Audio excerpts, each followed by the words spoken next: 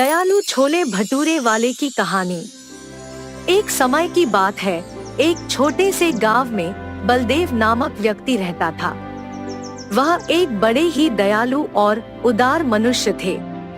उनके 2 बच्चे थे, एक बेटा अर्जुन और एक बेटी शक्ति। बलदेव एक बहुत गरीब व्यक्ति थे जो अपने परिवार और मित्रों को पालने के लिए रेलवे स्टेशन में कुली के रूप में काम करते थे। हर दिन वे बहुत सारी मेहनत करते थे ताकि उनके बच्चों को रोजी रोटी की कुर्बानी न देनी पड़े। जैसे जैसे दिन बीतते गए, उनकी उम्र बढ़ने लगी और उन्हें रेलवे स्टेशन में भारी बोझ उठाने में कठिनाई होने लगी। एक दिन स्टेशन मास्टर ने उन्हें देख लिया और उनके कुली लाइसेंस को रद्द कर दिया। वह उनके काम का अंतिम दिन था, रेलवे स्टेशन पर कुली के रूप में काम करने का। उन्हें अपनी पत्नी को यह सब बता नहीं पाए क्योंकि उन्हें उससे भी अधिक दुखी और बेचैन देखने की चिंता थी। उस रात उनकी गरीब परिवार प्रेमी पत्नी ने रात के खाने के लिए स्वादिष्ट छोले भटूरे बनाए। बच्चे और पति ने उस मुंहपानी आने वाले छोले भटूरे को खाया क्योंकि उनकी पत्नी छोले भटूरा बहुत बेहतर कर सकती है। अगले दिन सुबह जब बलदेव अपने घर के पीछे बैठकर उदास थे और रो रहे थे, तभी उनकी पत्नी पास आकर उन्हें देखी। बलदेव की आंखों में आंसू थे और उन्होंने उन्हें उनके परेशानियों के बारे में बताया। उन्हें काम करने का कोई सौभाग्य नहीं मिल रहा था और वे नहीं जानते थे कि अब वे परिवार को कैसे पालेंगे। तब उनकी पत्नी ने उन्हें कहा, चिंता मत करो, हम इस परिस्थिति से निकलेंगे। बलदेव ने बहुत कोशिश की, अलग अलग रास्ते ढूंढने की, लेकिन कोई सार्थक उपाय नहीं मिल रहा था। उन्हें तो यह भी नहीं पता था कि उन्हें क्या करना चाहिए और अपनी परेशानियों का सामना कैसे करें। एक दिन उन्हें गांव के बाजार में घूमते हुए एक चिंता में देखा गया। उसके मन में एक विचार आया, क्या वह भी बाजार में कुछ कर सकते हैं। वह तुरंत ही एक पुरानी और छोटी वाहन खरीद लिया जिससे वह छोले भटूरे बेचने का व्यापार शुरू कर सकते थे। उन्होंने बाजार में छोले भटूरे की दुकान खोल दी। उनकी मेहनत और दयालु और सस्ते तरीके से उन्हें अत्यंत प्रसिद्ध किया।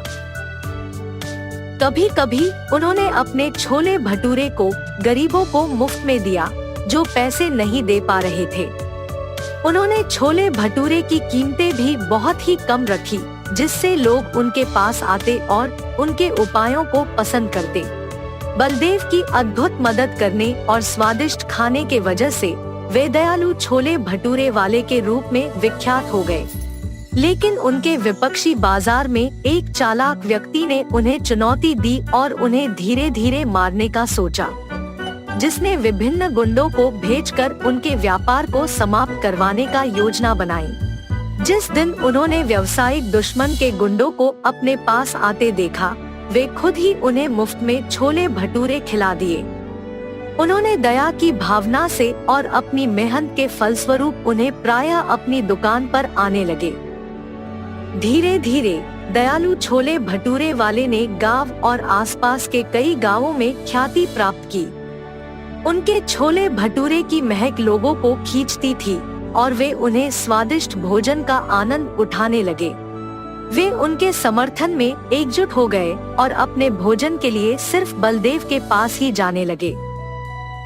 चालाक व्यक्ति अपने समर्थनियों को बनाकर व्यापारी द्वारा बलदेव का सामर्थ्य खत्म करने का प्रयास करते रहे, लेकिन उन्होंने उन्हें दयालुता से स्वीकार कर लिया और उन्हें भी छोले भटूरे खिला दिए। चालाक व्यक्ति की साजिश बेनकाब हो गई और उन्हें अपने दुकान को बंद करने के लिए बाजार से हटाना पड़ा। उसके बजाय बलदेव का व्यापार और भी तरक्की करने लगा। वह गांव के आसपास के कई गांवों में ख्याति प्राप्त कर बहुत प्रसिद्ध हो गए। आज भी दयालु छोले भटूरे वाले गांव और उसके आसपास के कई गांवों में अपने स्वादिष्ट छोले भटूरे और दयालुता के लिए प्रसिद्ध है। उनकी मेहनत, दयालुता और सस्ते भोजन के अपार प्रेम से उन्हें व्यापारी बनाने वाले बाजारी चालाकों ने अस्थायी रूप से अपना व्यवसाय खो दिया। उनकी कहानी सभी के मन में एक उदार और दयालु व्यक्ति बनने की चेतना को जगाती है।